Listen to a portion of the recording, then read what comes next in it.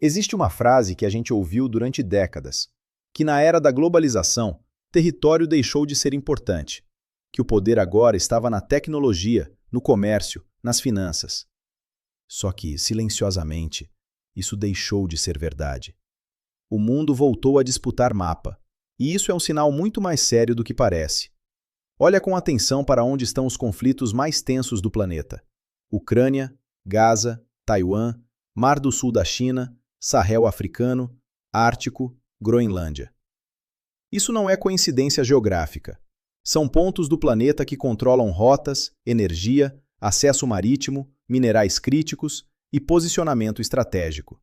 E quando o território volta a importar, é porque o mundo entrou em outro tipo de lógica. Ela começa com mapas. Repara no que a Rússia fez na Ucrânia. Não foi só uma disputa política.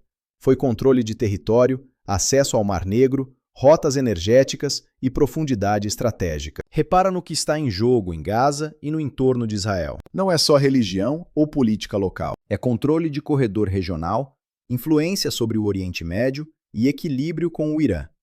Repara em Taiwan.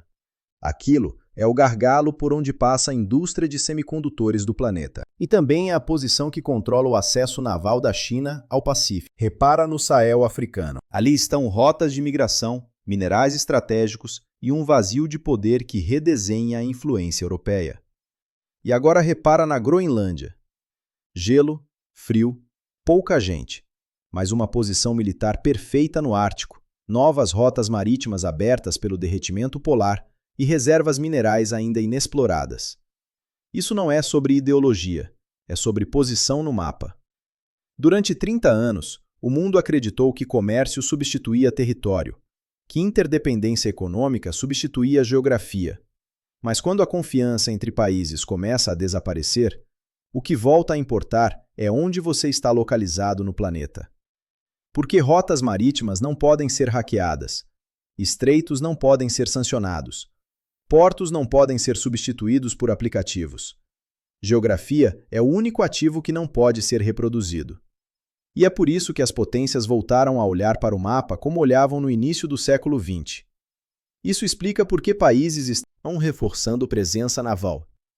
Explica por que disputas marítimas se intensificaram. Explica por que o Ártico deixou de ser paisagem e virou interesse militar. E isso chega na nossa vida de forma muito concreta. Rotas marítimas controlam o preço do que você consome. Estreitos bloqueados elevam energia e alimentos. Territórios instáveis afetam cadeias globais. Quando o território volta a ser central, a economia sente. A política sente. E a diplomacia muda de tom. O mundo não está discutindo apenas ideias, está disputando posições. Talvez a gente tenha parado de prestar atenção em mapas, porque se acostumou a pensar o mundo em redes digitais. Mas quem controla pontos estratégicos do planeta, controla fluxos, rotas e poder. E no próximo episódio, eu vou te mostrar como essa disputa territorial se conecta diretamente com sanções, tarifas, semicondutores e energia.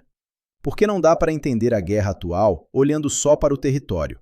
É preciso entender como a economia virou a continuação dessa disputa. A pergunta não é por que o mundo voltou a brigar por território. A pergunta é, por que a gente achou que ele tinha parado? 5 minutos de mundo, para quem tem pressa e quer profundidade.